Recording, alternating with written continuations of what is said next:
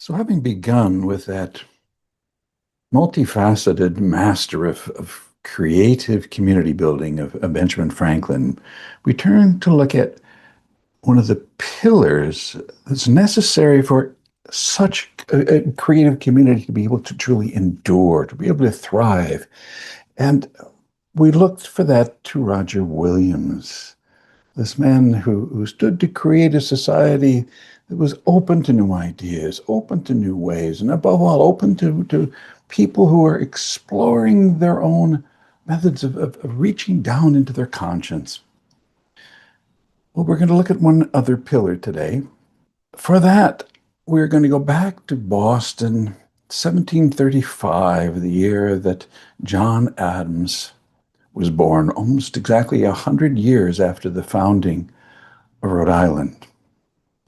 Now, John Adams, born in Braintree, Massachusetts, went off to Harvard at a young age. I think he was 16. By 20, he was starting a career as an attorney. Um, Not easy in those days. You had to travel, so you had to go from town to town and staying in dusty little inns and dealing with various courtrooms. Not a lot of stimulation and conversation. It was simply going from place to place, week after week. And he was married in his 20s to Abigail and began to have a family. But he always wondered, well, what really would be his main task in life? Well, when he was 30, that was the time of the Stamp Act. That was 1765.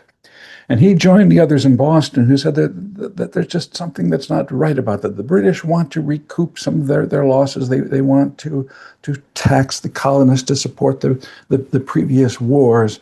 And he spoke out against it. And then he wrote something. He wrote for his Braintree community, for the town council. He passed to them a document in which he described how for so many centuries kings and churches have chained human nature fast, he says, in a cruel, shameful, and deplorable servitude.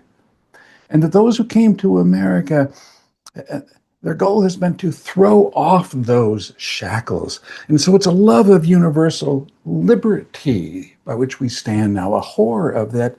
He calls it the infernal confederacy of tyranny. It was this that caused the founding of this settlement. Is this that we must now stand for and exercise ourselves for? Well, that was taken up by Braintree. They passed it unanimously. And I think 40 other towns received that and passed that. Now, this was a courageous thing to do because right away it put him on the radar of the British Crown. Well, it was his cousin Sam Adams, of course, who was the real rabble-rouser, and John did not participate in some of the protests that became somewhat violent and that caused the British finally to start sending more soldiers over. So by early 1770, 2,000 British soldiers were wandering the streets of Boston, protecting the customs house, protecting those who were collecting these taxes. Adams spoke out against this and said, "This is bound to aggravate a situation. It takes us to the edge of violence." And in fact, some of these British soldiers have gotten into altercations. They like to go off and work for various people.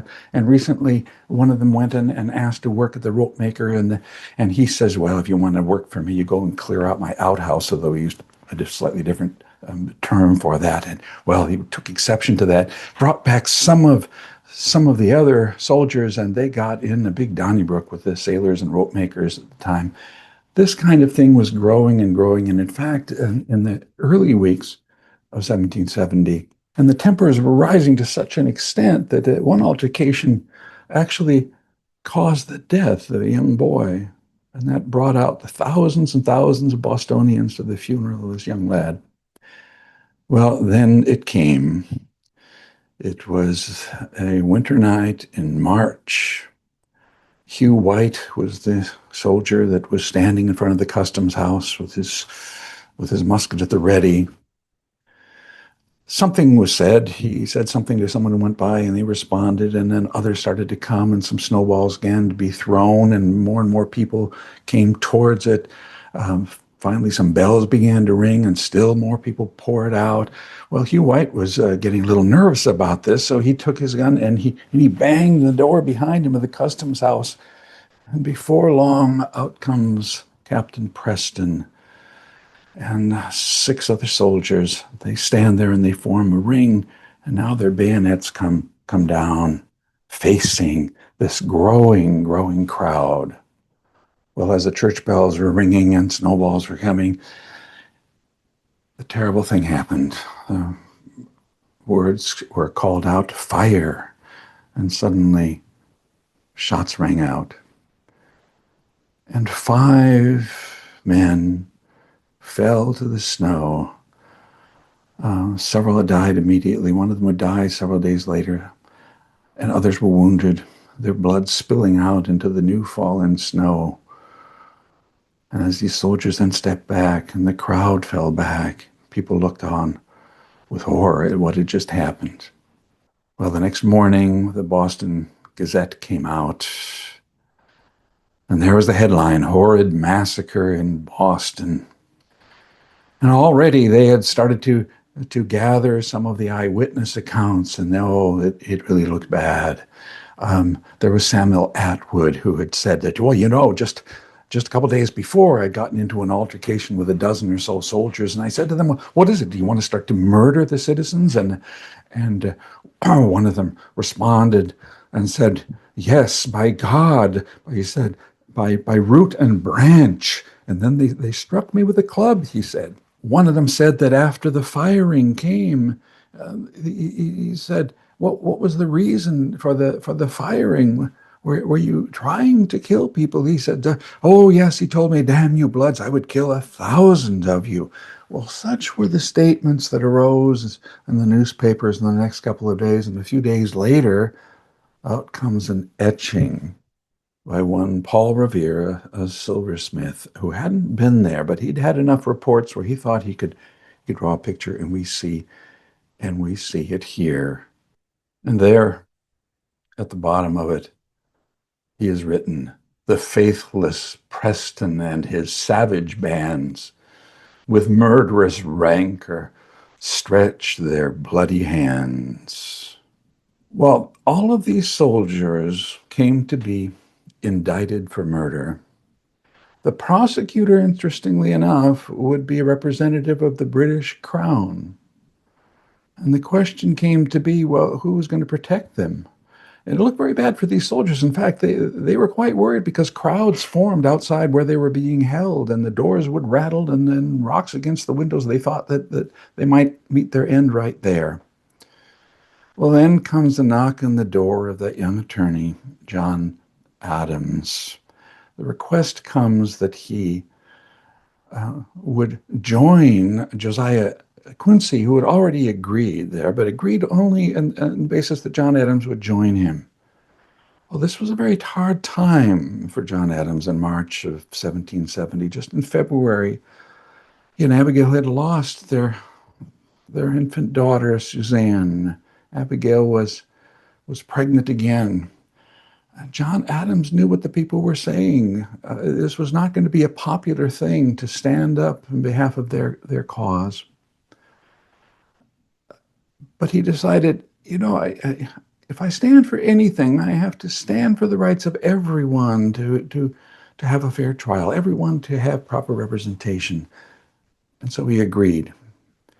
When he went home that day, he had to confess to Abigail that this could mean the ruin of his career, could mean the ruin of the family, could mean the loss of real possibilities for their children, even the safety of their family. But he felt that he needed at this time to choose a side. Well, John Adams knew that it was very hard. Most of the evidence that he had been hearing seemed to be quite damning.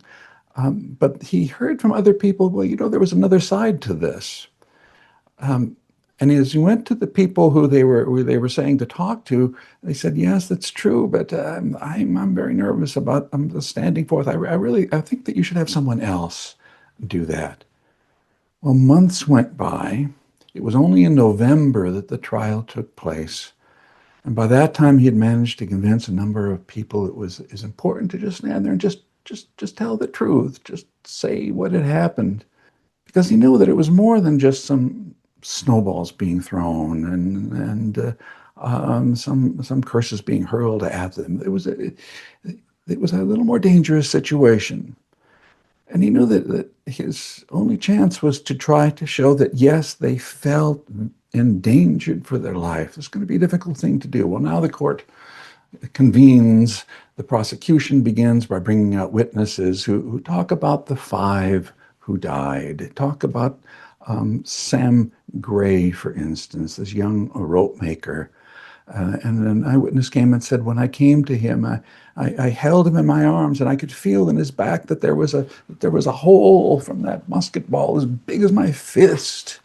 They talked about Crispus Attucks, who had died. James Caldwell, who was a 17-year-old sailor. Samuel Maverick was a carpenter's apprentice. There was that Irish immigrant, Patrick Carr, who died several days afterwards.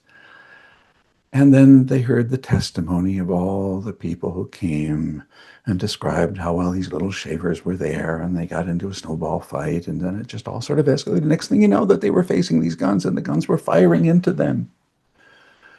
Finally, it was time for the defense, John Adams. First to come up was James Woodall. Yes, he said that there were snowballs, but these snowballs, they carried ice in them. They threw oyster shells, yes. Were there sticks involved? Yes. And were some of those sticks big? Yes. He had to agree that they were. Richard Palmer came. He was a rope maker. Clearly, he was very, very hesitant to speak, but he said, "Yes, I saw I saw one of these sticks was thrown to a soldier who fell down to his knee, and then when he rose, he fired his gun, and then the others fired." A black man, Newton Prince, came and testified. And he said, yes, I saw people rushing towards them. I saw them saying, let's hit them, let's knock them down. And I heard others yell at them, damn you, why don't you fire? Are you afraid? Why don't you fire? And he says, I could hear the ice rattling off of the guns.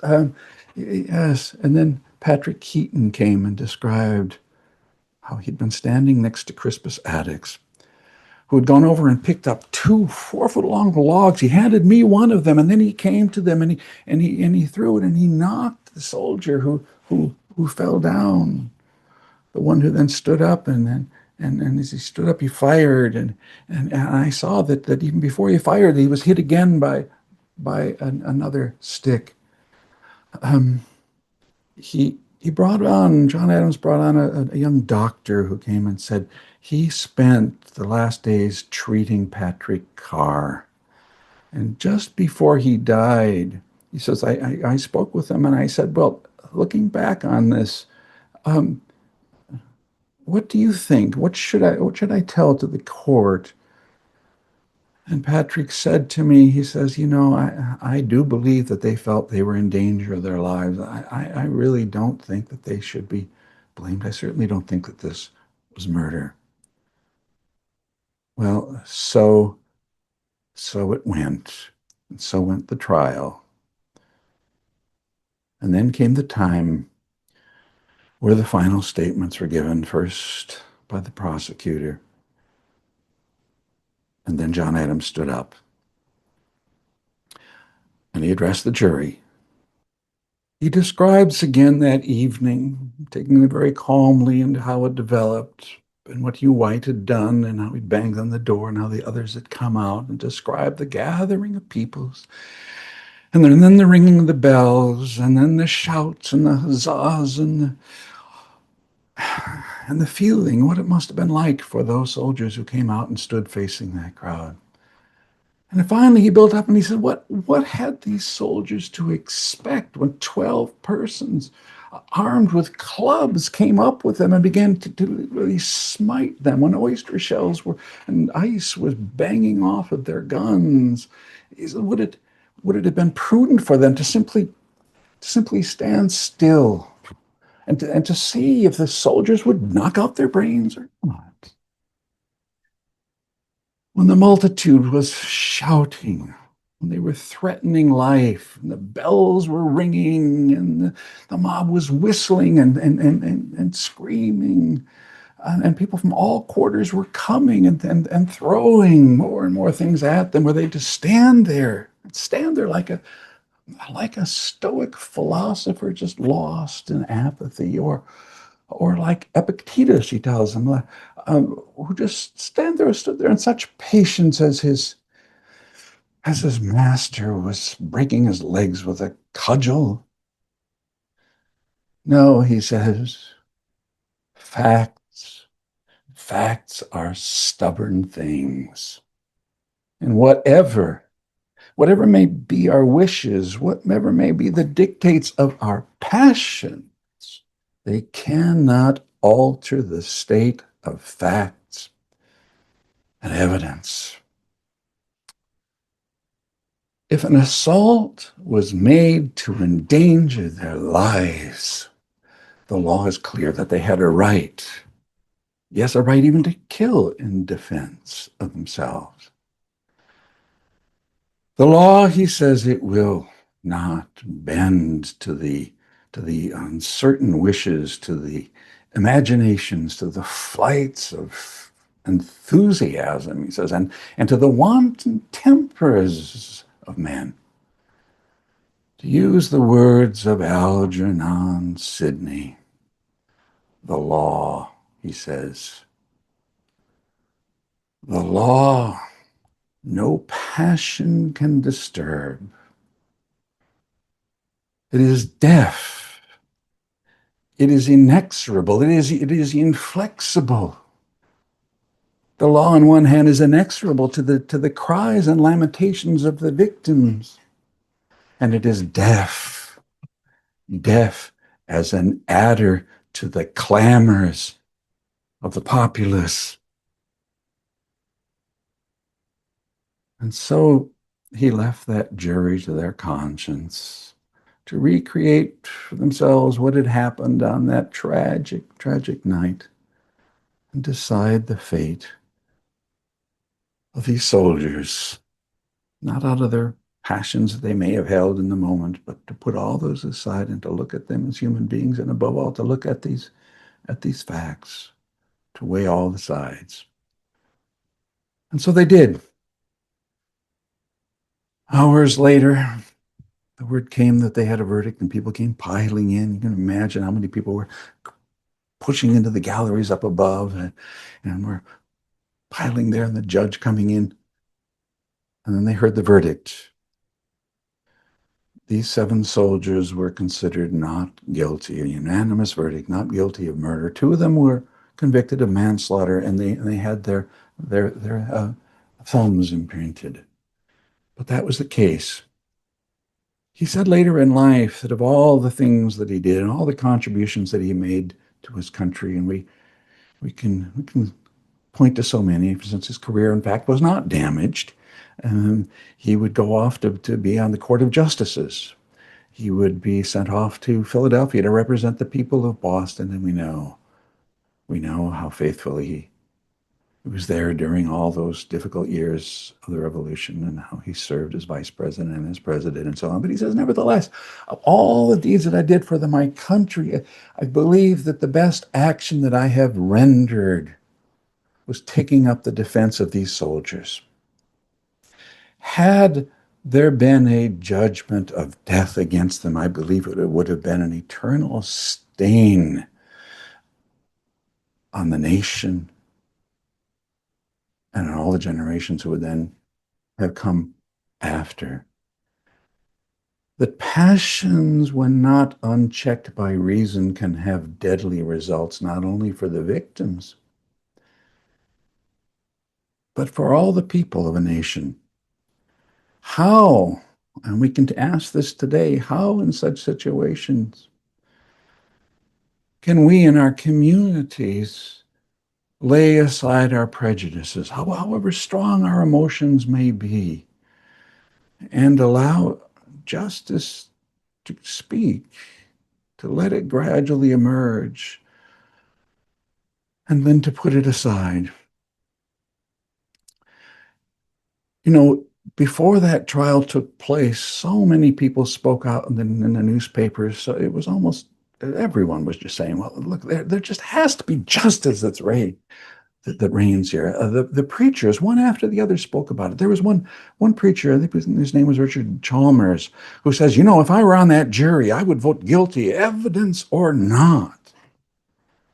And I think John Adams was arguing that says you cannot build a society and maintain it and have that society endure when such passions are able to reign unchecked. And I still think we ask that of ourselves again.